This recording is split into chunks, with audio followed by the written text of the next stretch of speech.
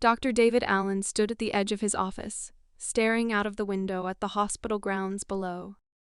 It had been a long day, but something about today felt different. As the head of the cardiology department at St. Joseph's Medical Center, a prestigious hospital located in the heart of New York City, he had achieved a level of success that many would envy. He had completed his medical education with honors. His research had been published in top-tier journals, and he had earned the respect of his colleagues and patients.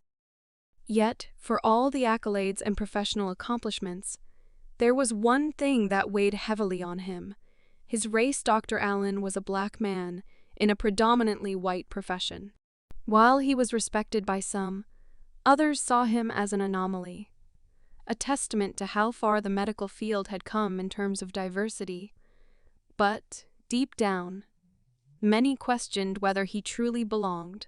This subtle undercurrent of racism, often unspoken but always present, had become something he learned to navigate over the years. However, today, the feeling was different.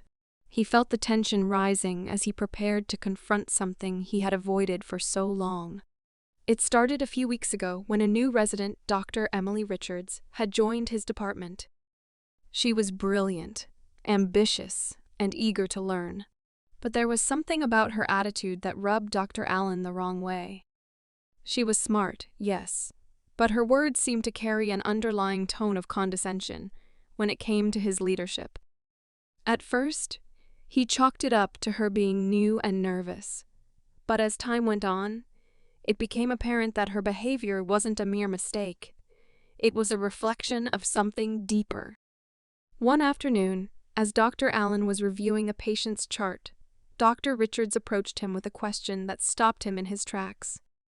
"Dr. Allen," she began, her voice smooth yet laced with an air of superiority.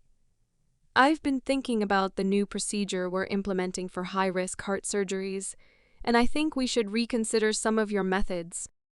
Maybe you're relying too heavily on older techniques." Dr. Allen turned to face her, his expression calm, but his mind racing. The comment was not just about his methods. It was a subtle dismissal of his authority. What struck him most was how she assumed her suggestion was better, as if his years of experience and groundbreaking work meant little to her. This wasn't just a critique of a medical procedure. It was a critique of him. His colleagues, all of whom were white, stood nearby, offering nothing but silence as they exchanged uncomfortable glances. Dr. Allen had been in similar situations before, but something inside him snapped that day. He was done being quiet, done tolerating the subtle racism that often went unnoticed by those who had never felt it. The following week, during a department meeting, he decided it was time to speak out. The meeting room was filled with the usual mix of senior doctors, residents, and interns.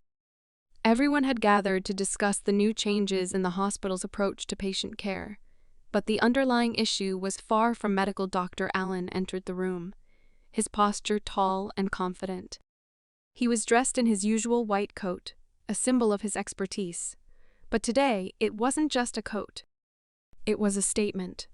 He took his seat at the front of the room, his eyes scanning the faces of his colleagues. He could feel the tension in the air.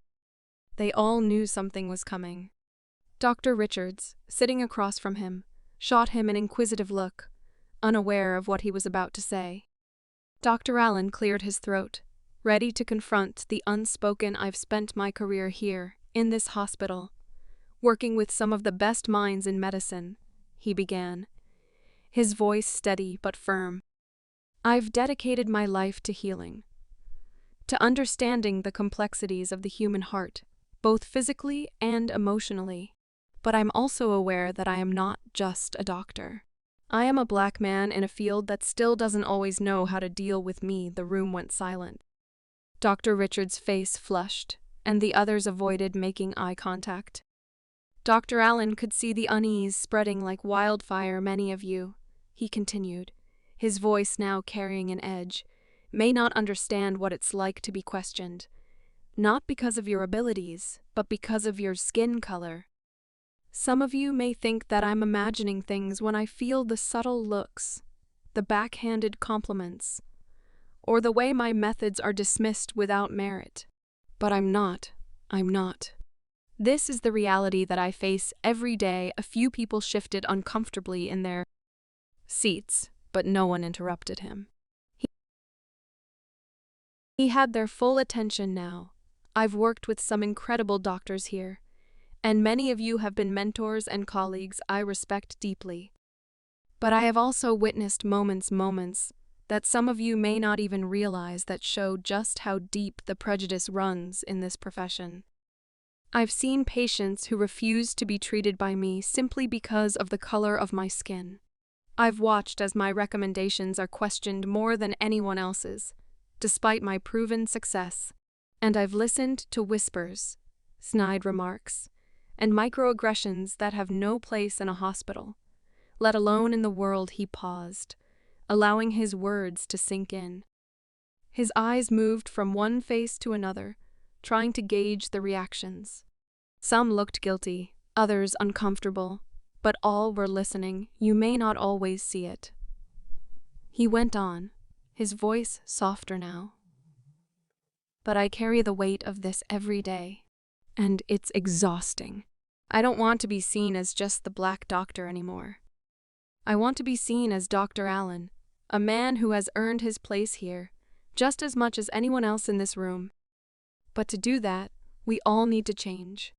We need to acknowledge the subtle racism, the microaggressions, and the biases that are woven into the very fabric of this institution.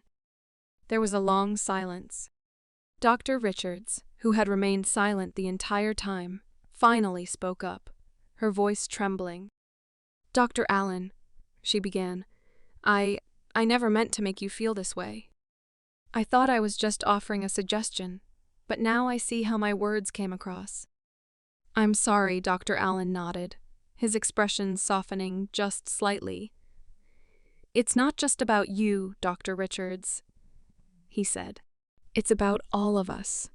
We all need to do better. We all need to be aware of the language we use, the assumptions we make, and the biases we carry.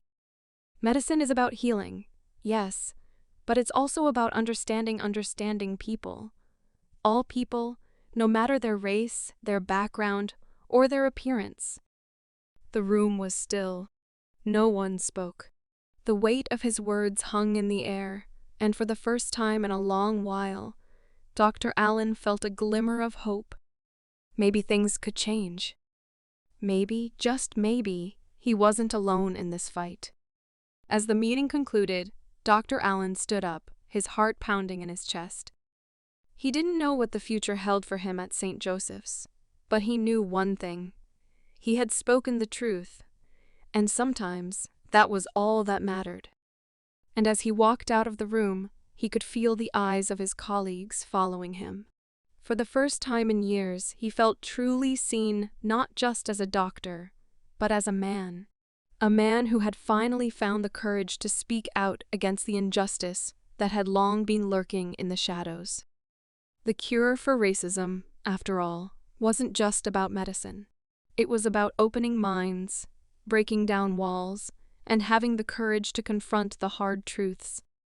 And Dr. Allen was ready to do just that, no matter the cost. End.